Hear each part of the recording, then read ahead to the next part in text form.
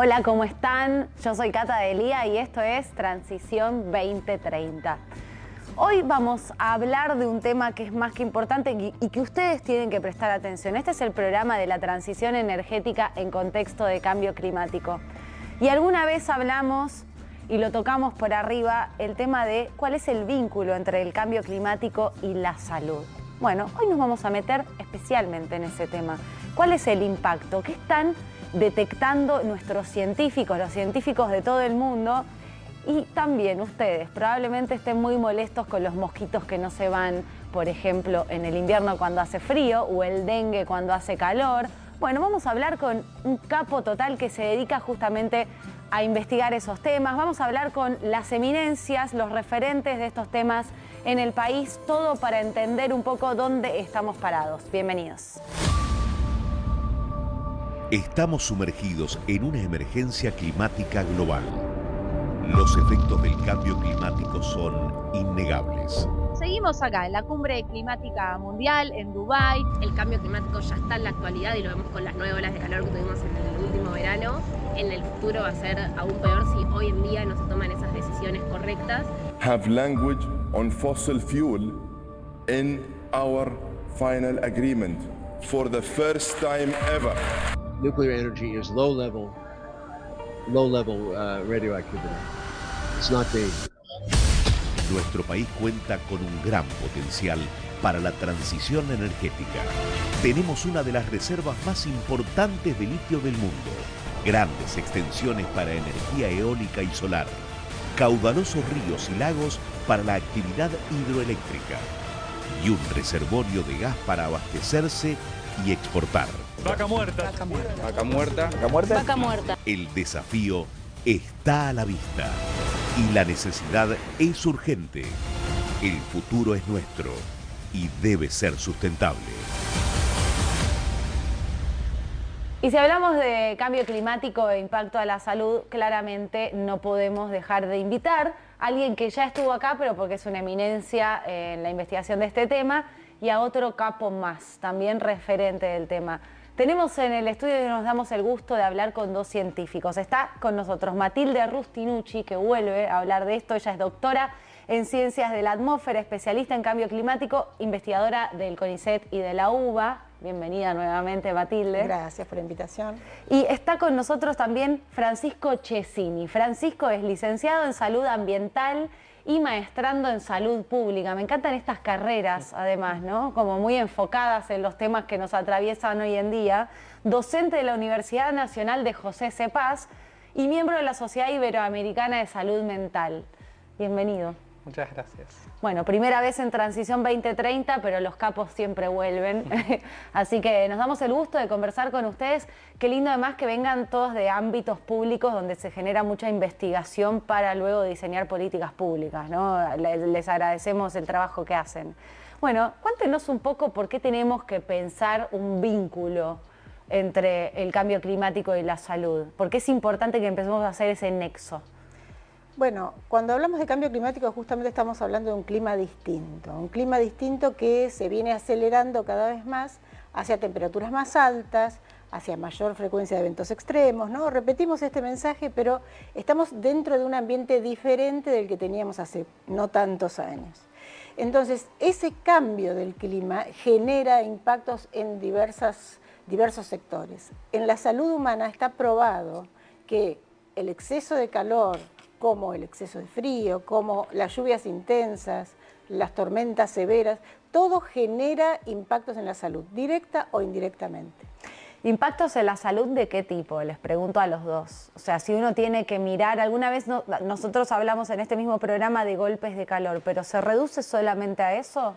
En general, lo primero que pensamos cuando pensamos en los impactos del cambio climático en la salud, pensamos en las enfermedades transmitidas por vectores, las transmitidas por el agua y los alimentos, pero también hay muchas enfermedades crónicas que se ven exacerbadas frente a eventos climáticos extremos como son las olas de calor, las sequías, los incendios derivados de las sequías y las olas de calor. O sea, lo que vos estás diciendo es que si alguien tiene una determinada enfermedad, que ahora te voy a pedir si podemos ver algunos ejemplos, se puede ver afectado en, no sé, empeorar sus síntomas, por ejemplo, de esa enfermedad por una ola de calor o por un frío extremo. Así es.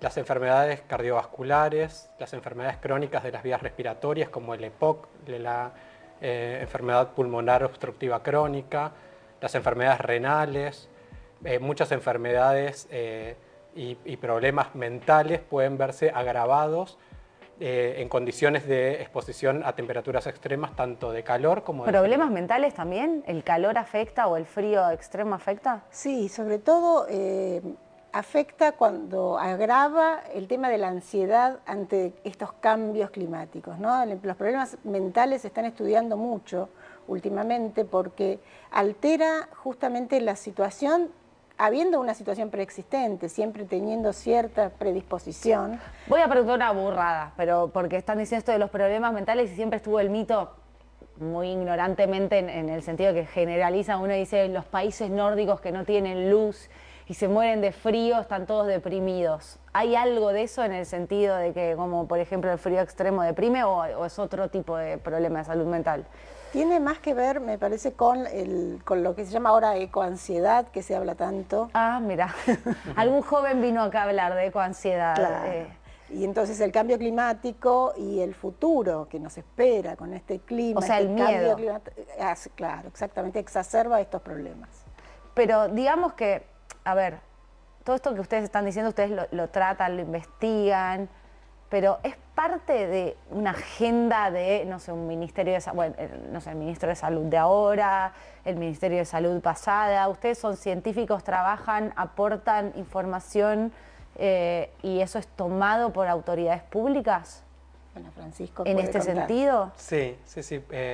Por suerte hay un puente entre la generación de evidencia científica y la definición de políticas, particularmente en lo que tiene que ver con las temperaturas extremas, que es con lo que más venimos trabajando con Matilde, los efectos de las temperaturas extremas en la mortalidad, por ejemplo.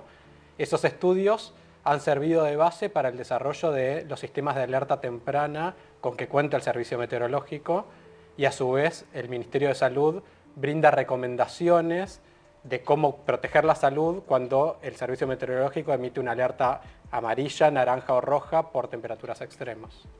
Y contá un poco exactamente ahora en qué estás investigando, porque entiendo que es su área de investigación de los dos, de ambos, y que van avanzando, van también, entiendo, colaborando con otros científicos de otras partes y qué están encontrando en este último tiempo.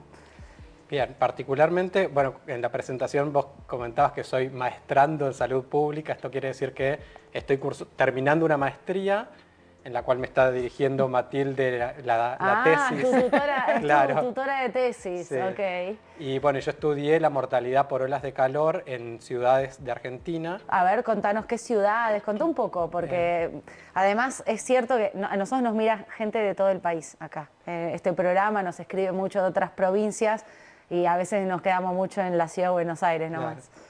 Bueno, es que lo que ocurría es que los estudios anteriores que teníamos estaban focalizados en la ciudad de Buenos Aires. Bueno, Matilde tiene también un estudio que analiza Buenos Aires y Rosario, y de otras partes del país no había suficiente evidencia.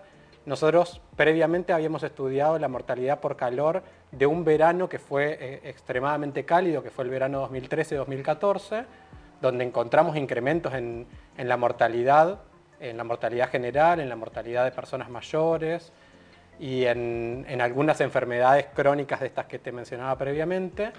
Y para esta tesis que está ahora siendo evaluada, lo que hice fue seleccionar la ciudad más poblada de cada provincia.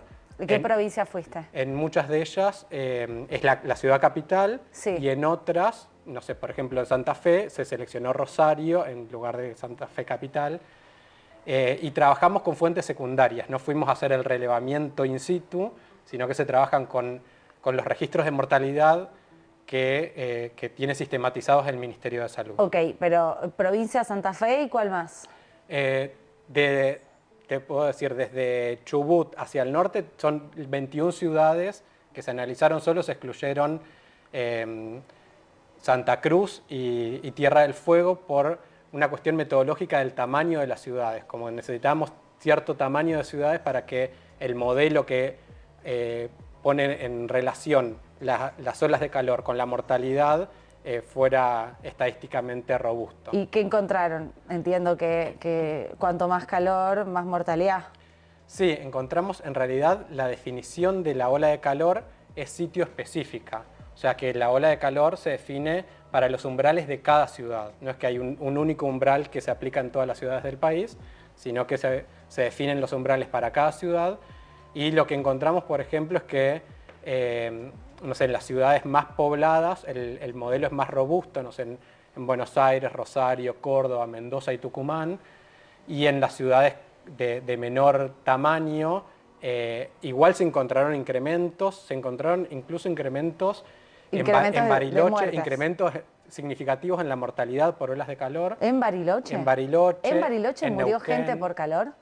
Así es. Claro, porque como es relativo el clima, porque el problema es eso, el problema es el cambio, ¿no? El cambio es lo que te genera. O sea, si vos estás acostumbrado a un calor o a un frío extremo, estás acostumbrado. Claro, eso es lo que ves. Exactamente. En cambio, cuando se produce una ola de calor en Bariloche, que por supuesto no tiene la magnitud de una ola de calor de Misiones, pero sí es una ola de calor relativa bastante importante, el impacto es fuerte.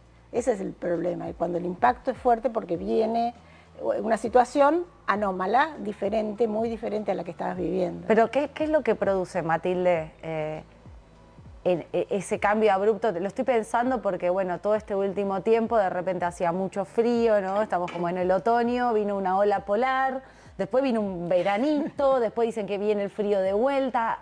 Y entonces empecé a pensar en mí, viste, que uno es autorreferencial, pero probablemente del otro lado muchos televidentes digan, bueno, eso me va a afectar a mí, digo, me voy a agarrar una gripe fuerte sí o sí por el frío, el calor, digamos. ¿En qué afecta exactamente ese cambio todo el tiempo de temperatura? Lo que afecta justamente es una situación anómala a la que tu cuerpo está acostumbrado, la adaptación al calor extremo, al calor repentino o al frío repentino. Pero ¿qué parte? ¿Es tu sistema de defensas? O sea, Bueno, en distintas patologías, ¿no? Se estudiaron distintas patologías, como decía, infartos, enfermedades cardiovasculares, enfermedades respiratorias.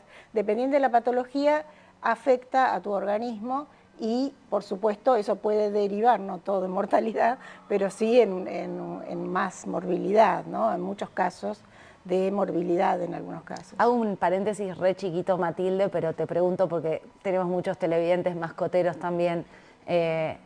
Sé que tu área de interés y de investigación es los humanos, pero ¿esos cambios también afectan a los perros, por ejemplo, o a los gatos?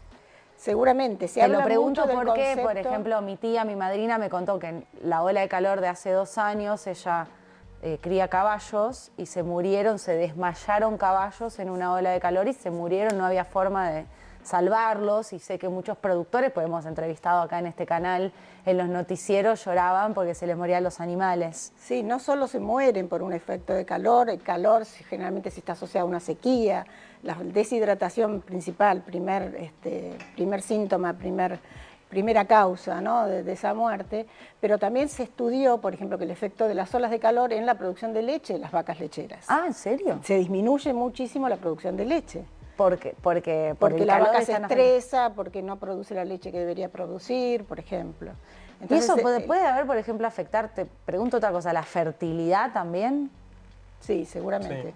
Sí, hay estudios a nivel internacional que las olas de calor están influyendo en que haya partos prematuros, que haya nacimientos de bajo peso, o que haya, bueno, distintos efectos sobre la gestación y esto, a ver, ustedes lo están estudiando acá en la Argentina, pero entiendo que deben estar conectados de alguna manera con los organismos internacionales. Por supuesto. ¿Qué se mira en el mundo? Se mira todo esto que estamos mencionando. ¿Están más avanzados, digamos, en cuanto a tomarlo en serio los gobiernos de otros países? Bueno, a nivel internacional, la Organización Mundial de la Salud recientemente acaba de hacer una resolución, ¿no? Una resolución que pone en el tablero la irrelevancia de no desechar el impacto del cambio climático. Como que no le damos bola, dicen como que en la OMS. La principal causa, el principal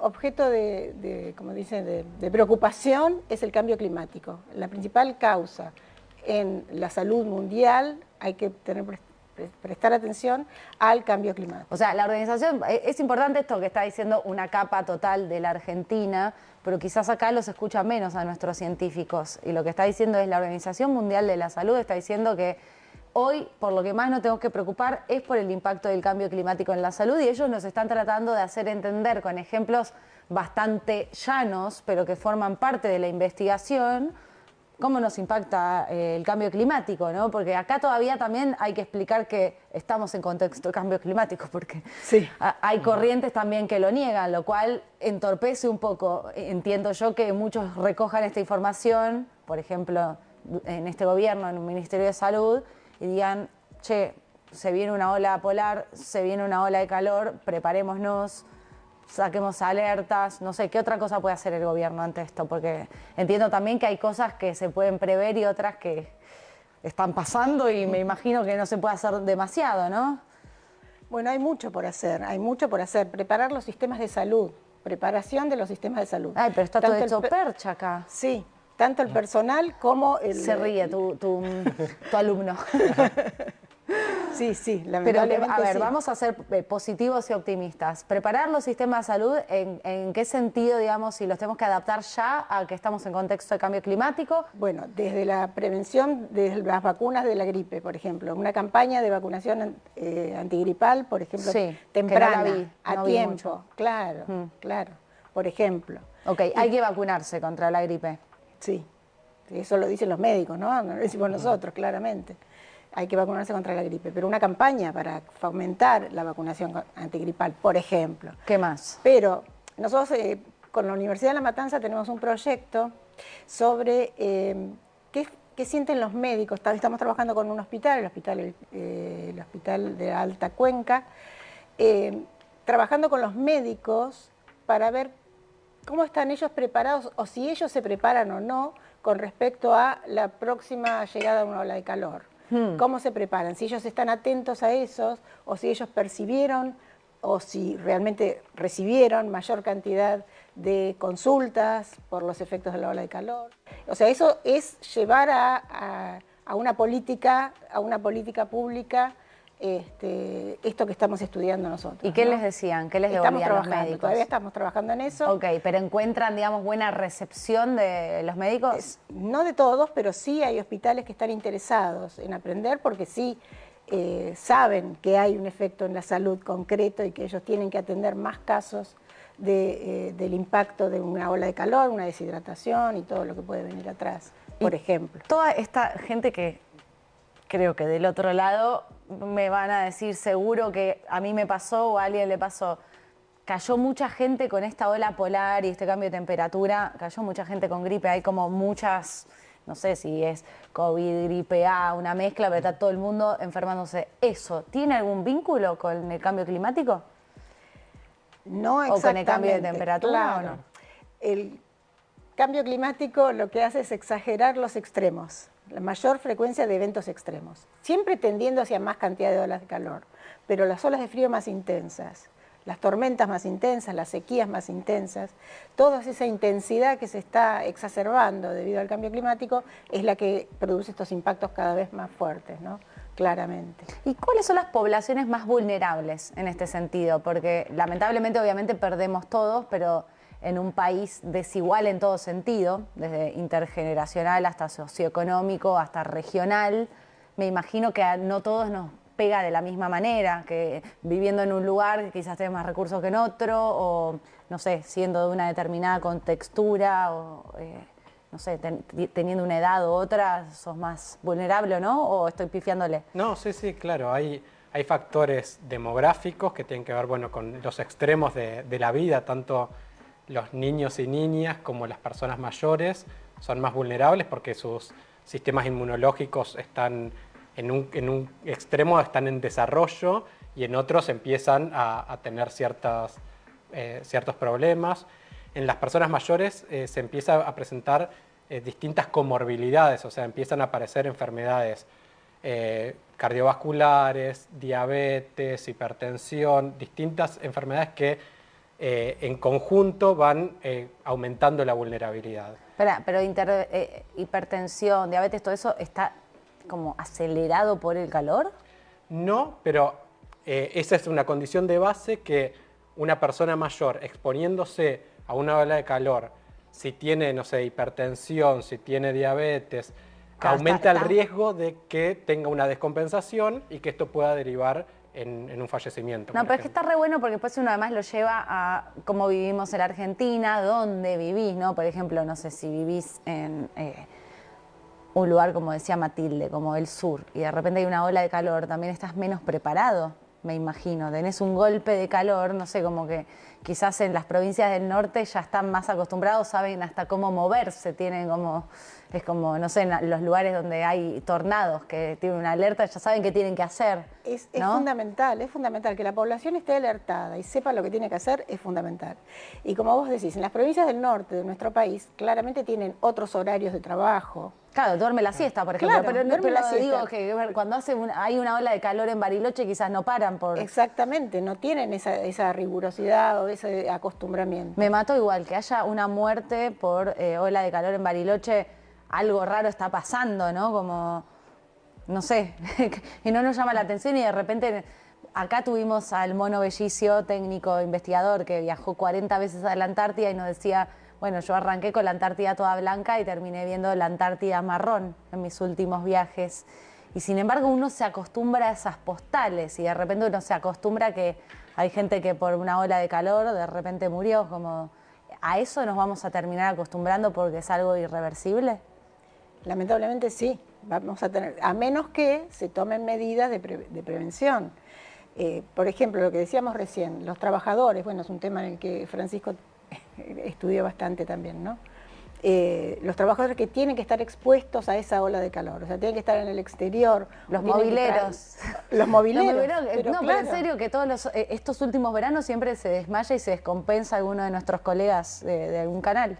Sí. De esto o de otro. Y bueno, y no tiene porque no tiene la posibilidad de estar en un lugar refrigerado. Sí, un obrero, cualquier persona que trabaje en la calle, claro. En realidad hay trabajos que quizás se tienen que suspender por el calor. Y sí, o cambiar. Claro, por ejemplo, en España se han adoptado políticas de que durante olas de calor hay algunas actividades que se hacen al aire libre que se suspenden. ¿Cómo qué? Por ejemplo, en la recolección de residuos se cambia el horario, o los barrenderos. O sea, en España tomaron esto como política pública. Claro. ¿Y qué otra cosa cambiaron? Porque, no, porque estoy pensando en los trabajos de afuera, que digo, nosotros en Argentina, para decirlo en criollo, a veces somos medio cabeza de termo, porque hace 20 años de trabajo en los medios o más y ponemos un móvil un día de calor y hay gente corriendo con 40 grados, que vos decís, claramente no tenés que salir a correr al mediodía, un día de mucho calor, y estamos como muy atrás en eso, ¿no? Sí, y por ejemplo en Centroamérica ya hace 20 años más o menos que se viene registrando una enfermedad crónica renal que es no tradicional. En general la enfermedad crónica renal está asociada a personas mayores con otras enfermedades asociadas, y empezaron a ver que se empezaban a presentar casos en trabajadores rurales, jóvenes y sin antecedentes previos. ¿Qué es esa enfermedad exactamente? Y lo que encontraron es que está fundamentalmente asociado al trabajo, a la exposición al calor en la actividad rural, no sé, en la zafra de caña. Sí. Se empezó, bueno, primero se describió y se logró establecer el vínculo causal entre el calor y la enfermedad crónica mesoamericana, porque al principio se pensaba que podía ser por exposición a plaguicidas, por múltiples factores.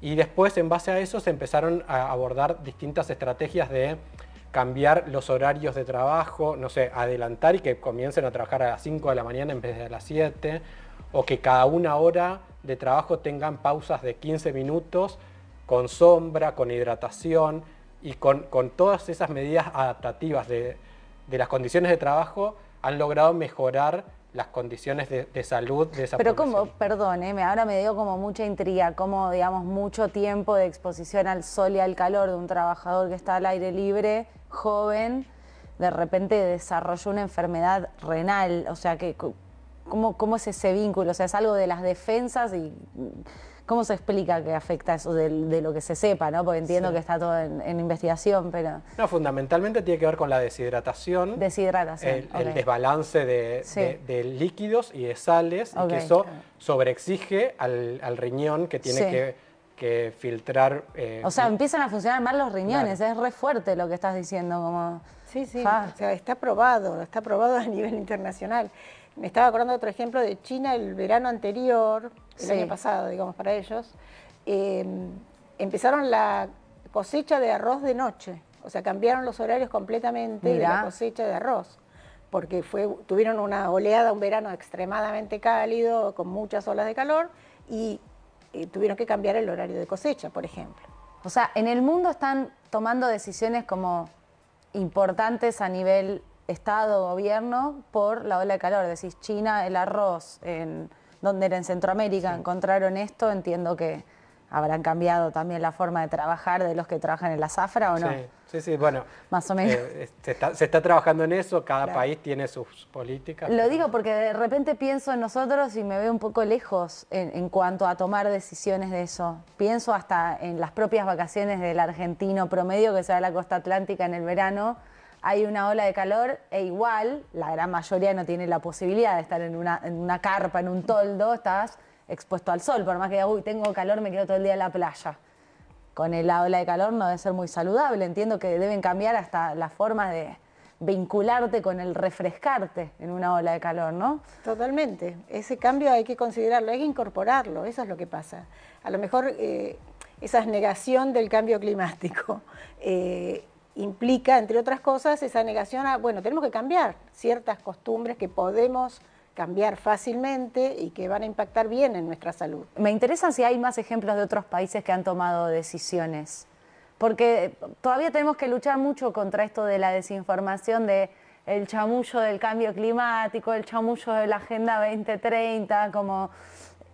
Estamos medio en esa, que hay gente que dice, bueno, esto es esto porque todos los veranos hace calor, todos los inviernos hace frío y hay un poquito más que eso, ¿no?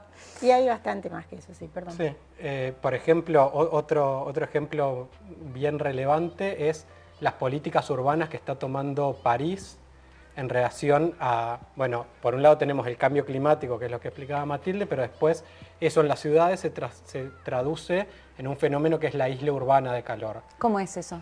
Que las ciudades, por la alta concentración de cemento, de materiales que absorben calor durante el día y lo liberan durante la noche, la ciudad tiene algunos grados más que la periferia rural. Y esto hace... Bueno, aquí en el área metropolitana lo podemos ver. Si comparamos las temperaturas de la ciudad de Buenos Aires con, no sé, con Luján, contra otras ciudades. Justo me dijiste dos ejemplos que los vivo, porque mi papá vive en Luján y cuando hace mucho calor acá me quiero ir allá porque hace menos calor. No es que no hace calor, pero hace menos calor en Luján que en Buenos Aires. Claro. Y digo, ¿por qué? Claro. Bueno, ¿es por el cemento eso? Tiene que ver con eso. Y París tomó asumió una política de cambiar la cantidad de espacios verdes y van a levantar cemento para incorporar espacios verdes urbanos. O sea, cosas que están construidas las van a sacar y van a hacer parques. Claro. Uy, pero nosotros estamos al revés, estamos construyendo todo. Sí, lamentablemente sí. O sea, estamos yendo mal. Estamos yendo en el camino equivocado, porque Buenos Aires es una gran ciudad con mucha construcción y muy pocos espacios verdes, claramente, y en vez de aumentar los espacios verdes que harían que se modere un poco el exceso de temperatura, claramente vamos para el camino contrario. Todos vamos a morir. No, mentira. No, pero no, digo, me preocupa. Sería una buena política de la ciudad crear más espacios verdes, porque la isla urbana de calor es una realidad. Pero ustedes charlan, por ejemplo, con las autoridades, miren, esto me da que si estamos todos fritos, si seguimos así nos vamos a freír como huevos fritos. Y lo entregan o ustedes simplemente hacen la investigación, se publica y el gobierno se entera, pero no hay diálogo. ¿Cómo es, digamos? ¿Los escuchan a los científicos? Y va variando de gestión en gestión. Vos me habías dicho en el programa anterior, cuando viniste, que había un país donde había hecho 60 grados, ¿puede ser? En la India había llegado a 50 y tantos grados, sí. ¿Qué cuerpo aguanta eso, no? No, pocos cuerpos aguantan eso, te tenés que refugiar de ese calor, es imposible aguantarlo directamente. ¿Y qué hacemos, Matilde, si están negando el cambio climático y se nos viene encima como...? Y sigamos difundiendo, no sé, yo creo que se ha hecho bastante desde las políticas públicas en el sentido de que Argentina tiene un plan nacional de adaptación y mitigación que tiene como eje, uno de los ejes, la salud, por ejemplo.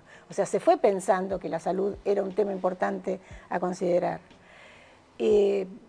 Nosotros vamos a seguir en la medida que podamos, investigando y tratando de traducir en políticas públicas todo lo que podamos.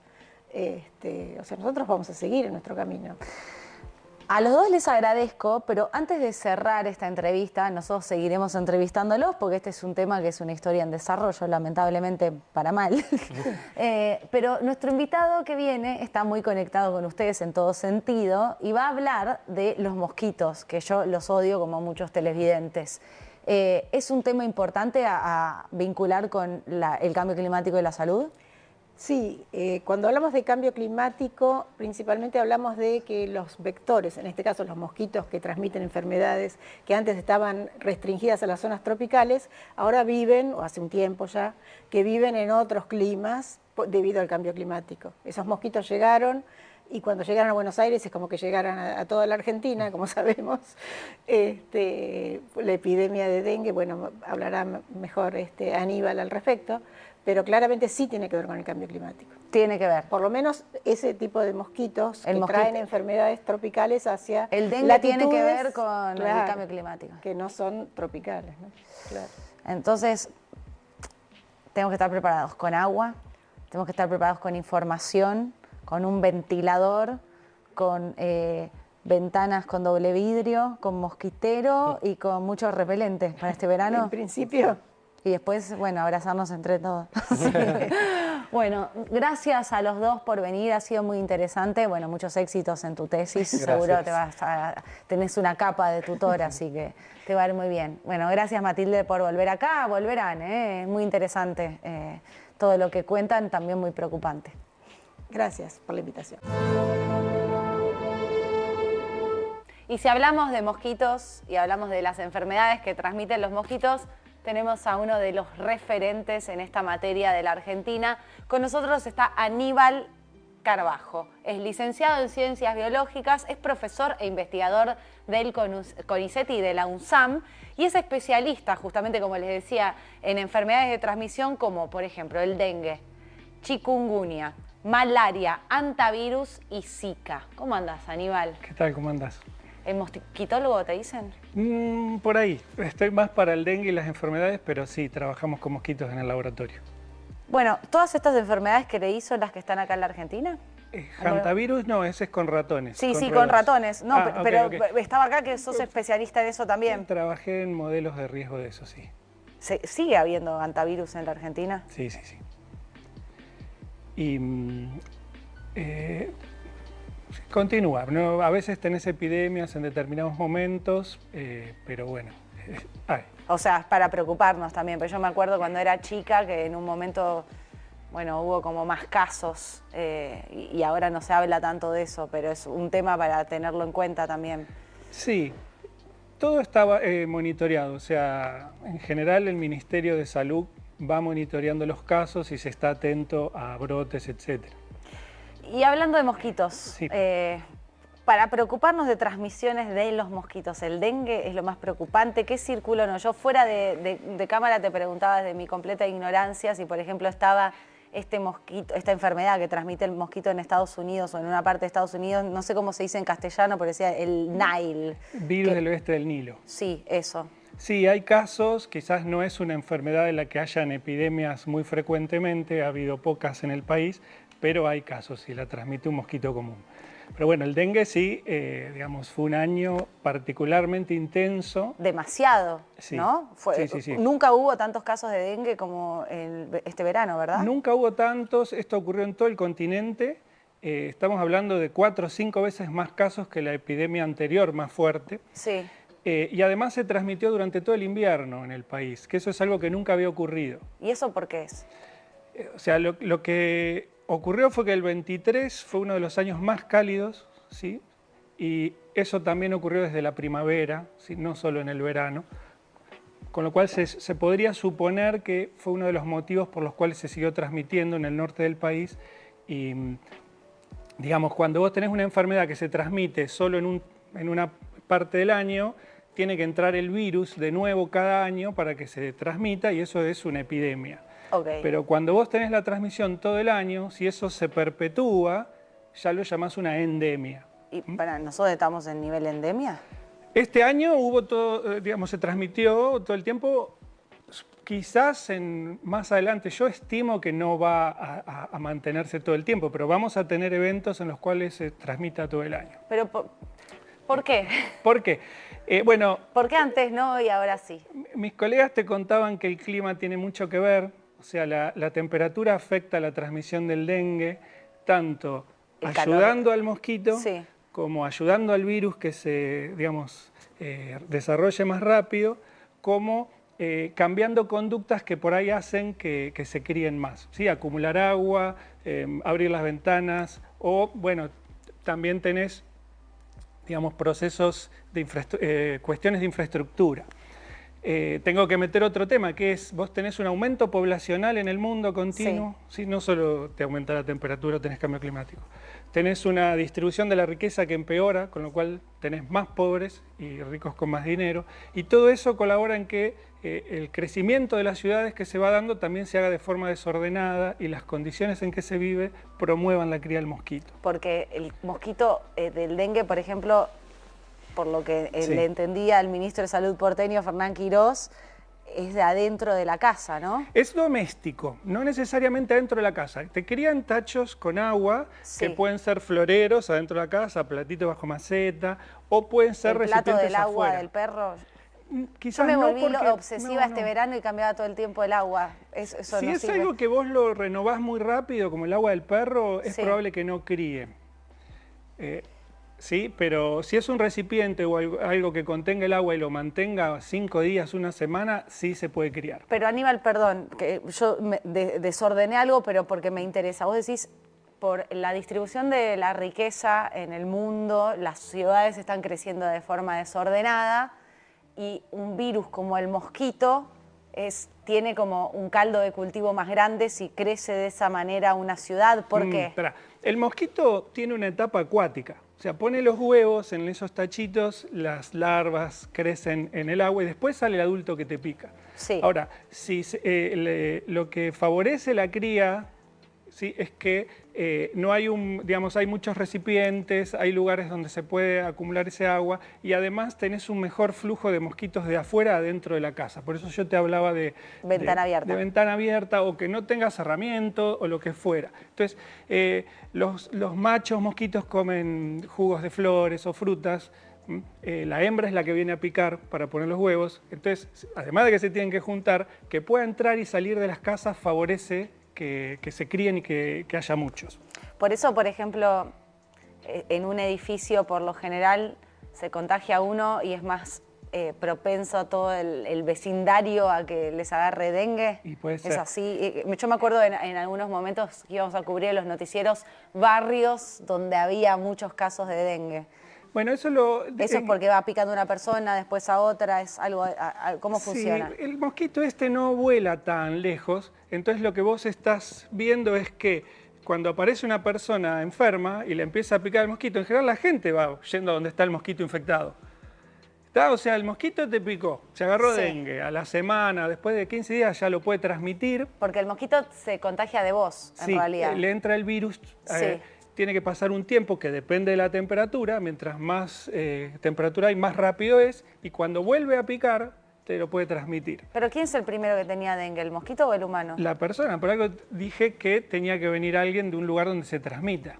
En realidad es el huevo de la gallina. Sí, pero me da intriga porque... Y acá ponele en Argentina, hasta el 2022, vos en el invierno no tenías dengue. No, tampoco tenía mosquitos. El mosquito no entiendo adulto por qué tampoco. los mosquitos todavía siguen ahora. Como hubo una ola polar y de repente veías mosquitos que no eran de dengue, pero... Claro, ahí está. Ahora vuelvo con eso. Sí. Entonces, vos vas a necesitar que en la primavera se empieza a reproducir a Aegypti, que es el del dengue, sobre todo en la zona templada. Sí, ahora ya vimos que en el norte te pasa todo el año. Y para el verano, o mismo en la primavera, tiene que picar a alguien que venga con dengue de otro lado, porque acá no se estaba transmitiendo. Ok, entiendo. Bien, bueno, el mosquito que está en todos lados y que nos volvió locos no es el del dengue, y es un mosquito que está hasta en Ushuaia. O sea, es un mosquito que se aguanta el frío. Con lo cual lo vamos a tener con temperaturas más frías. ¿Y esos transmiten enfermedades? Esos transmiten enfermedades. Hay una encefalitis equina que afecta a los caballos. ¿Eso era de los mosquitos? Este otro mosquito, es un mosquito de charcos. O sea, mientras que a Aegypti criaban los tachitos, este otro mosquito cría cuando, o sea, pone los huevos en la tierra y cuando se encharcan, esos grandes lugares, eclosionan. Y te imaginas que si son charcos grandes, lugares muy abiertos, cuando eclosionan son montones. Claro, es una nube de mosquitos. Eso pica... Eso pica a gente, pica a caballos, pero la enfermedad afecta a los humanos, pero mucho menos y en general menos grave. Los caballos tienen una mortalidad alta, el 30%, pero hay vacuna. Entonces, en general, cuando los dueños los vacunan, no tienen este problema. El problema fue que hacía un montón de tiempo que no había una epidemia de esto. Entonces había gente que no lo estaba vacunando. Y obviamente, cuando surgió la epidemia, no estábamos nos preparados. quedamos sin vacuna. Sí, no había vacuna. Sí. Típico de Argentina. Sí. A ver, pero te pregunto, porque recién Matilde Rusticucci decía, nosotros trabajamos, aportamos estos informes, y estos informes son de CONICET, de universidades públicas, digamos, ustedes trabajan para justamente que se diseñen políticas públicas en función. En el caso mosquitos, ¿existían esas alertas de, che, mirá que va a venir una ola de mosquitos, es posible que haya más casos de dengue? Digamos, ¿las autoridades se enteran de estas cosas? Mira, la historia del dengue que empieza en el 1998 nos agarró con estertores yo he tenido vinculación con el Ministerio de Salud en distintas gestiones. Sí, si sos investigador de esto, te dedicás a esto, sos uno de los referentes del tema, me imagino que habrás hecho tus intentos y hasta por trabajo tenés que vincularte. Hay mucha vinculación, están abiertos y sobre todo por los cargos técnicos, que no cambian con los gobiernos y que saben de la problemática y la van a volver a vivir. Entonces, siempre ha habido muy buena recepción de parte de ellos. Hay gente valiosa, digamos, en cuadros técnicos que sobreviven a todas las gestiones. Sí. O sea, que nos podemos quedar tranquilos que hay alguien hoy en el Ministerio de Salud que está preocupado por los mosquitos. Nos podemos quedar tranquilos si no destruyen todo. Pero sí. Bueno, es un tema el que tenemos porque puede salir todo volando por los aires también, sí. Pero digamos que hay gente que sabe y que está en diálogo con ustedes y que sabe que este verano es posible que haya de nuevo muchos casos de dengue. Sí. Volviendo quizás a la temática que estaba Matilde, o sea, las últimas epidemias de dengue coinciden con picos de temperatura. Eso fue lo que terminó de demostrar que había una vinculación fuerte, porque a veces uno como científico lo sigue dudando, lo cuestiona hasta que haya pruebas, pero fueron años el 16, el 20, el 23, fueron años en que hubo mayor temperatura y bueno, ahora estamos viendo este año también cómo siguió en el 24, ya no se puede dudar que el calentamiento global está afectando sobre todo al dengue. Es súper interesante, o sea, pica de calor, hay pico de casos de dengue. No es tan directa la relación. Pero o sea, porque a veces tenés pico de calor, que creo que fue el 19 y no hubo epidemia, pero hay una relación. Van a aumentar los casos de dengue, por lo menos es digamos, la tendencia, la probabilidad. Exacto. ¿Y qué hacemos con esto? Digamos, si el mundo se trata de poner de acuerdo en cada cumbre climática mundial, en cada país bajar las emisiones, acordar todo eso, pero vamos por mal camino, nadie deja de emitir lo que tendría que dejar de emitir, el calentamiento global continúa, por lo cual vamos a seguir en esa. ¿Qué hacemos acá en un país tan desigual además? Donde, como vos decís, las ciudades crecen desordenadas en el mundo, pero en la Argentina es uno de esos países que vos decís, bueno, hay mucha desigualdad. No es lo mismo, me imagino que si vos vivís en un Palermo y tenés acceso a repelente o a agua, vivir una ola de calor o una epidemia de mosquitos, que si vos vivís en un barrio popular hacinado sin tener plata para comprar un repelente. Bien, viste que yo te conté unos cuantos, digamos, empeoradores del dengue.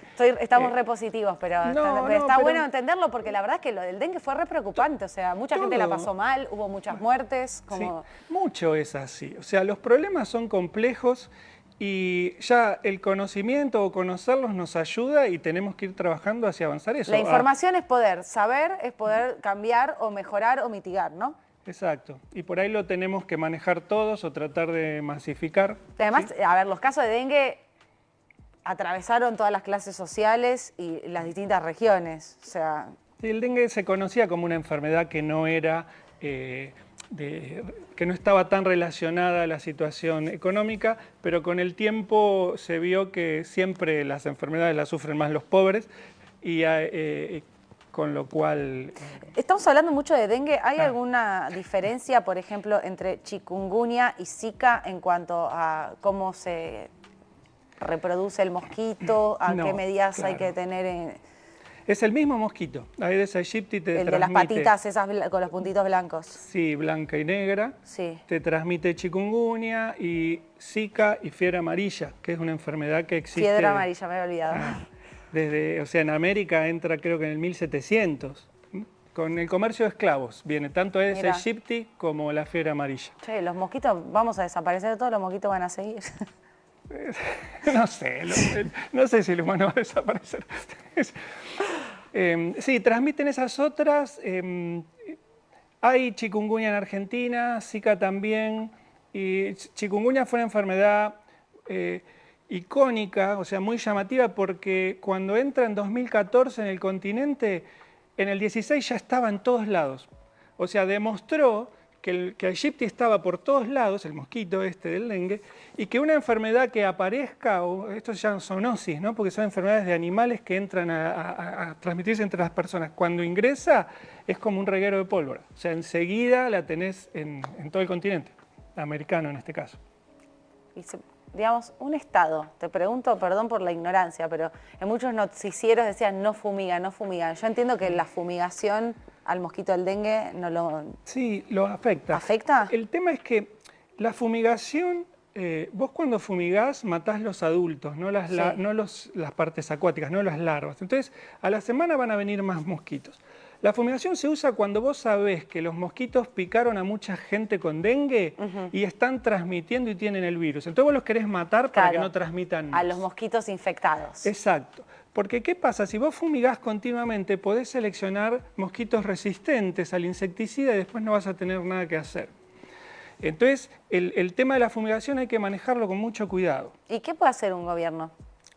El gobierno tiene que, o sea, se monitorea esa resistencia, se trata de rotar insecticidas. Hay que hacer otras cosas, no podés depender de insecticidas. ¿Y qué puedes hacer? Tenés que tratar de, digamos, de armar campañas que no solo apunten a que nosotros tratemos de sacar los tachitos, sino que todo se fije en qué está pasando, que se fije qué hace la gente, qué comportamiento la gente que suele hacer fomenta la cría de mosquitos.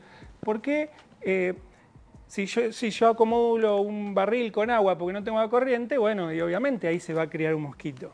Entonces, tengo que ayudar con la infraestructura. Claro, porque no tenés otra opción que tener el barril de agua. Entonces, hay montones de cosas que hay que hacer para controlar a un mosquito como Aegypti. Se descarta desde hace décadas tratar de extinguirlo, ¿no? De erradicarlo, eso es imposible. O sea, el mosquito va a venir igual. Va a venir igual, por ahí lo que bajón. tenés que hacer es bajar, que haya menos. ¿Hay algún país que no haya mosquitos? Justo, no sé, supongo que en Antártida, porque en Suecia hay. ¿En Suecia Canadá hay mosquitos? Sí. Ay, son Dios otras mío. especies, pero sí. Y ese que no está tanto en la Argentina, que yo te preguntaba al principio, pero me acuerdo la enfermedad, sí. Sí, no el mosquito, sino la enfermedad que transmite... del oeste del Nilo. Sí, el Nilo, no sé qué, que en un momento estaba como medio de moda hablar de eso porque había afectado a algunos famosos en Estados Unidos, pero es también una epidemia que está... digo, para saber si en el mundo están todos luchando contra enfermedades transmitidas por mosquitos. Sí, en Estados Unidos es la principal, esa enfermedad. Sí. ¿Sí?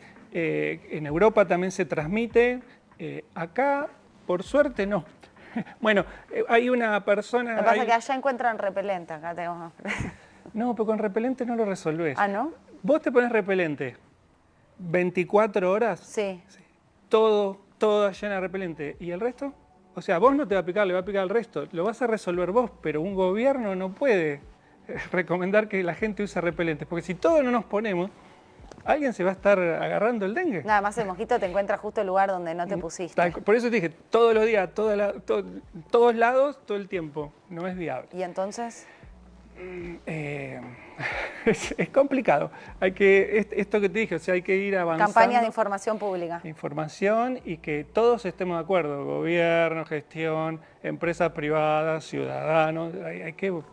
Después, seguramente cada lugar tenga maneras distintas de resolverlo o distinto comportamiento en la gente que pueda colaborar.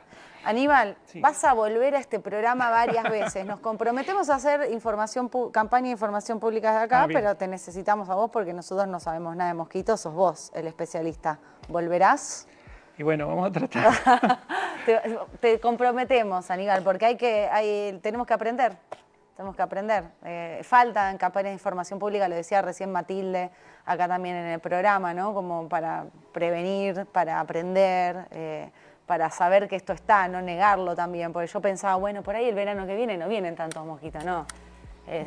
Decís, esto ya está, es algo que está, que llegó para quedarse y que hay que trabajar aceptándolo, ¿no? Y sí, o sea, para octubre, no sé, noviembre vamos a tener Egipto de nuevo, a veces aparece antes, a veces después.